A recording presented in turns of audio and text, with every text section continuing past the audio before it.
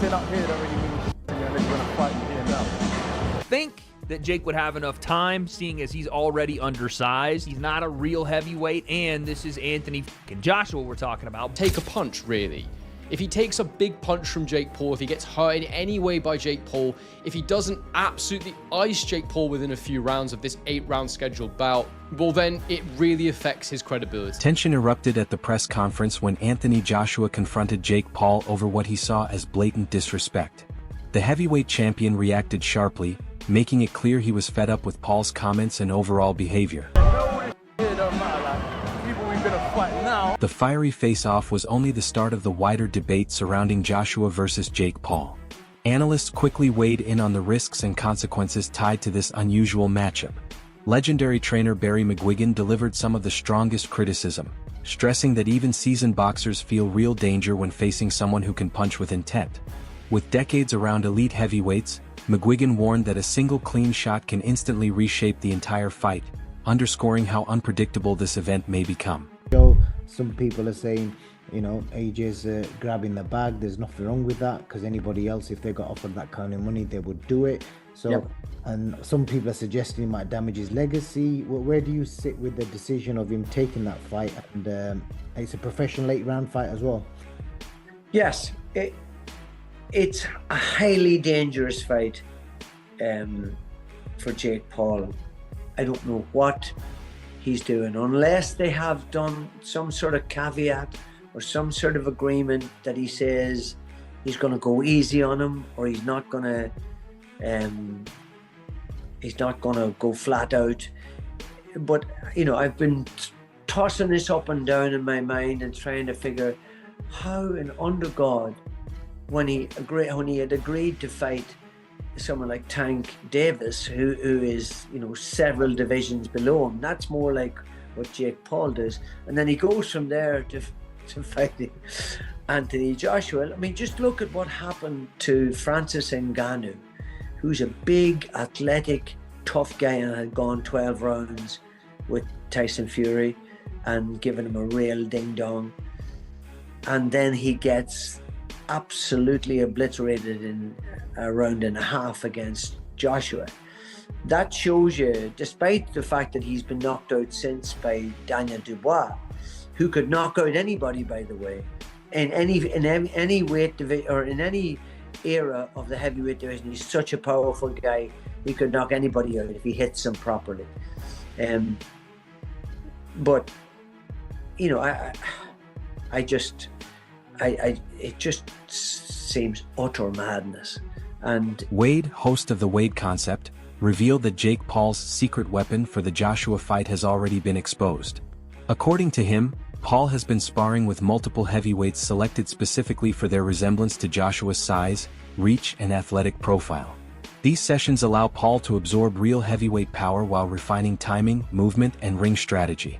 By training with fighters who imitate Joshua's attributes, Paul is preparing for the unique physical and tactical challenges ahead. Anthony Joshua fight, if you're Jake Paul, who hasn't fought someone in the top, realistically, the top 50. I know Tommy Fury is ranked in the top 50, but anyone that is a top 50 fighter, even in your weight class, let alone a top 10, top 5 heavyweight in Anthony Joshua, who was a 2-time heavyweight champion of the world. Can you get prepared for a guy like that if you brought in, let's just say, a deity, freaking Zeus, Hercules, whoever, to prepare you? Could you do it? I don't think that Jake would have enough time, seeing as he's already undersized. He's not a real heavyweight, and this is Anthony fucking Joshua we're talking about. But I will say, there were rumors going around that Jake was not taking this fight as seriously as he needed to. That Jake was dilly-dallying, flying to go see F1 in Miami after his press conference, and then going to see his girl all the way in the Netherlands if she's trying to qualify for, I think, the Olympics or something else. There was this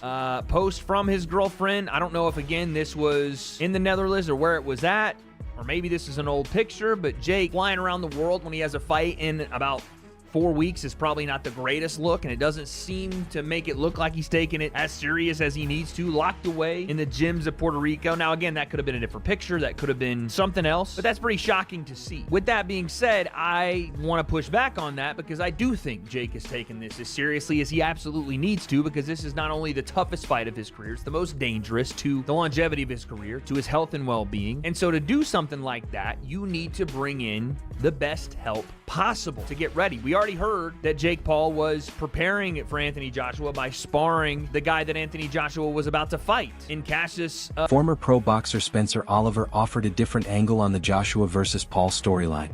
Speaking on an expert panel, Oliver argued that the fight represents more than competition. It symbolizes a cultural moment in the sport.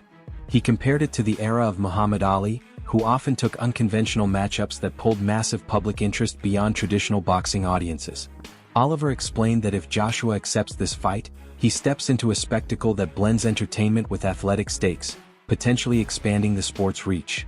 He emphasized that global attention, crossover audiences, and digital-era engagement could make this event as significant culturally as it is competitively. Goes in, pops him a few times in the face, walks out of 150 million quid. No one will remember the fact he fought Jake Paul. They'll remember the fact he knocked Klitschko out in Wembley in 2017. Totally agree with that. So I'm kind of, whilst I don't like it, and I don't like the way that Jake Paul gravitates to these brilliant athletes and like a moth sucks the life out of them because he gets the benefit of association, because I think they deserve all the association.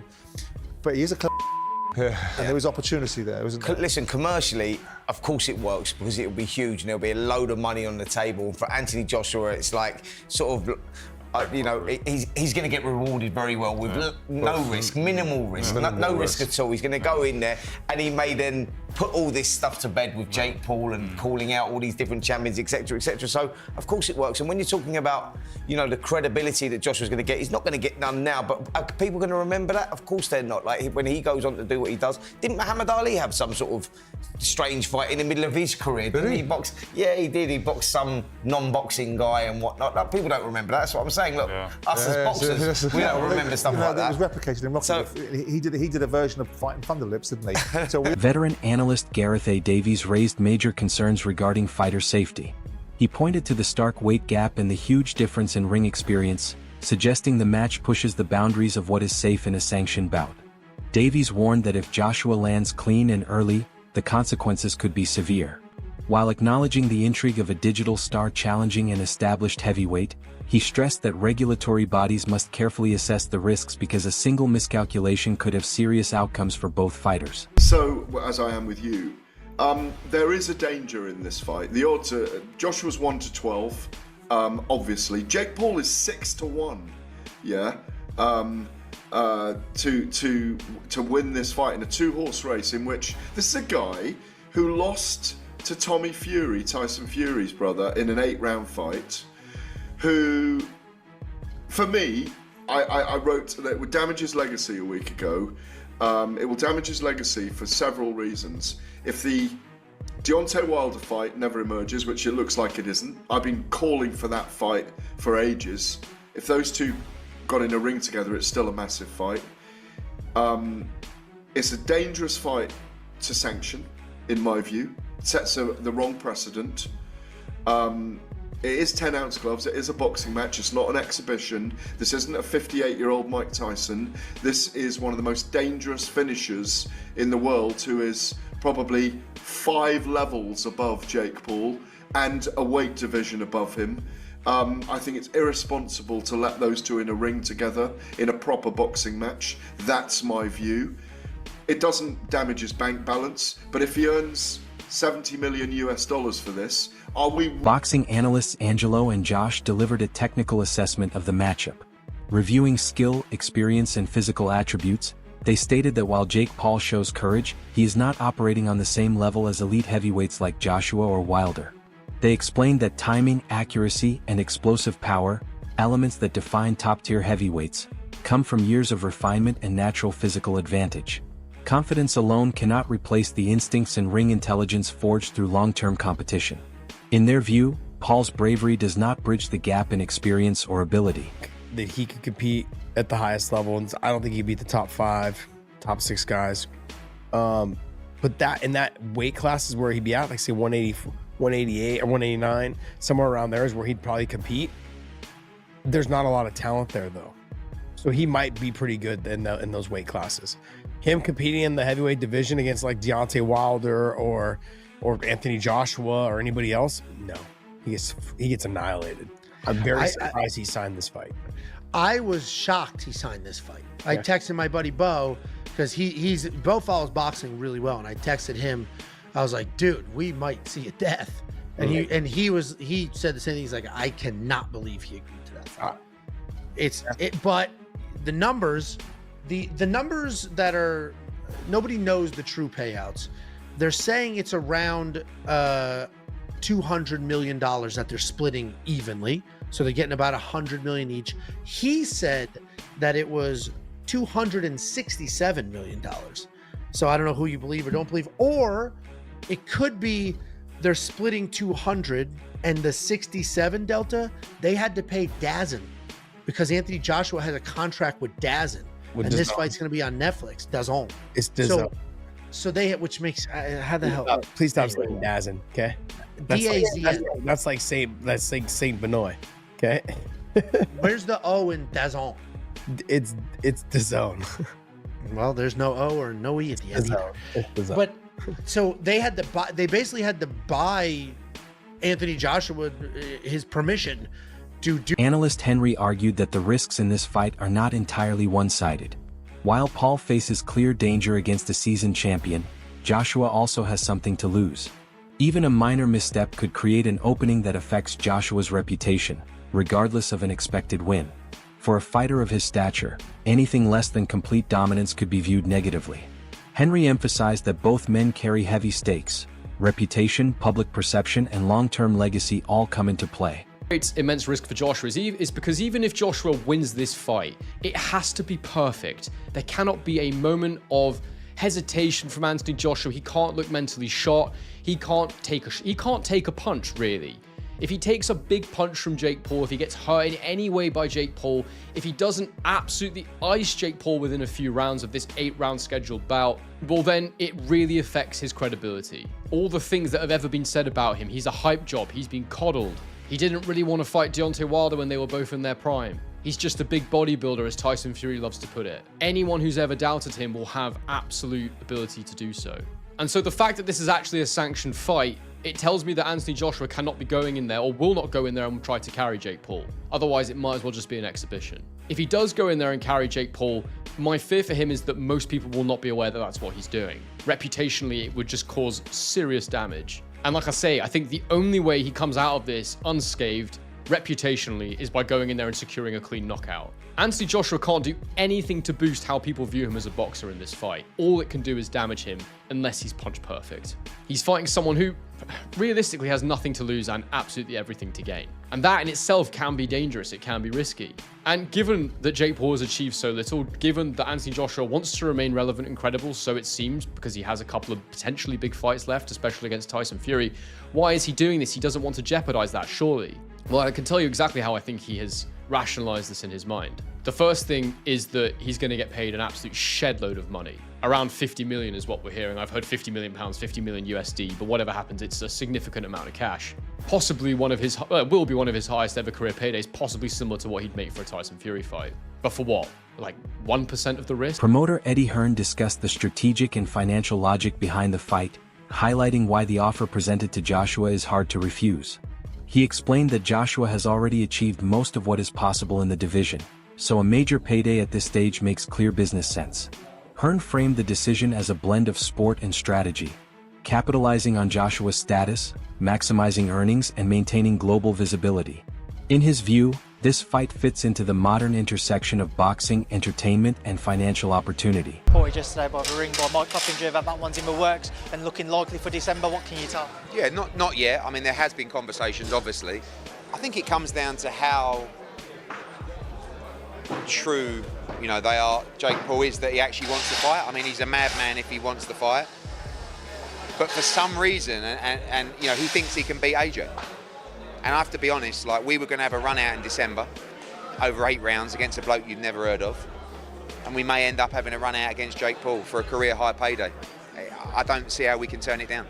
When I asked you about it a couple of days ago, you said that at that time you never really got into the financials. Have those been discussed now? Have you discussed the financial element? There has been some conversations around that, and it is, I mean, it's a huge amount of money, and I think AJ would be mad if he didn't do it, and I think he will do it if Jake Paul is genuine. We may wake up tomorrow with these people and they've announced another fight. Like, honestly, anything could happen. So I still can't get my head around the fact that this guy wants to challenge AJ. There's some respect to him if it's true, but we shall see.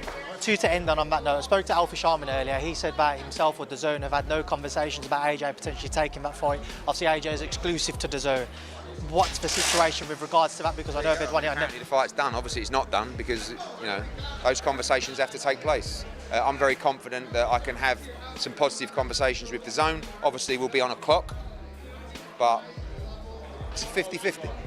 Last one from me. I saw Chris McKenna tweeted that Anthony Joshua currently doesn't have a British Boxing Board of Control licence. Obviously, it's not unusual for someone who isn't fighting currently and is inactive to let it run out. But he would have to apply for one to face Jake Paul again, and then they'd have to approve a fight. Do you think that? Former world champion David Haye highlighted boxing's innate unpredictability. He acknowledged that Joshua is heavily favored but warned that nothing is guaranteed once the opening bell rings. Haye stressed that underestimating any opponent can lead to unexpected outcomes. While Paul faces a steep challenge, Haye emphasized that fighters must respect everyone who steps into the ring. That uncertainty adds intensity to the matchup and keeps both competitors and the audience fully invested. We were told it was really close, and then it was Jake and Tank, and now that's off for other reasons. Your initial reaction to the fact that December Miami might be on? Yeah, jumping from Gervonta Davis all the way up to Anthony Joshua seems absurd. It doesn't seem like it's a reality. Seems very Jake Paul. But you know, sometimes these crazy things. Who would have ever thought Francis Ngannou would get a shot against Tyson Fury? When we first started talking about it, it's like that's never going to happen. And when it did, we saw Tyson Fury have a very, very tough night, get knocked down and scrape through on points. Anything's possible in boxing. I think the chances of Jake Paul beating Anthony Joshua, I don't know, he's got a very, very low chance. I can't see any way that Jake Paul can win a boxing match with 10, 12-ounce gloves on with Anthony Joshua. Anthony Joshua, you know, world champion, silver medalist, Olympic gold medalist, two-time heavyweight champion. He's a top 10, top 5 in some people's arguments, heavyweight, and he hasn't gone that far over the hill. He's not Mike Tyson, nearly 60 years old. I can't see it happening, but if it can happen and AJ wants it, then obviously it's going to be a massive, massive payday as well as a massive spectacle. It would be an absolute crush box office numbers, and unfortunately for Jake,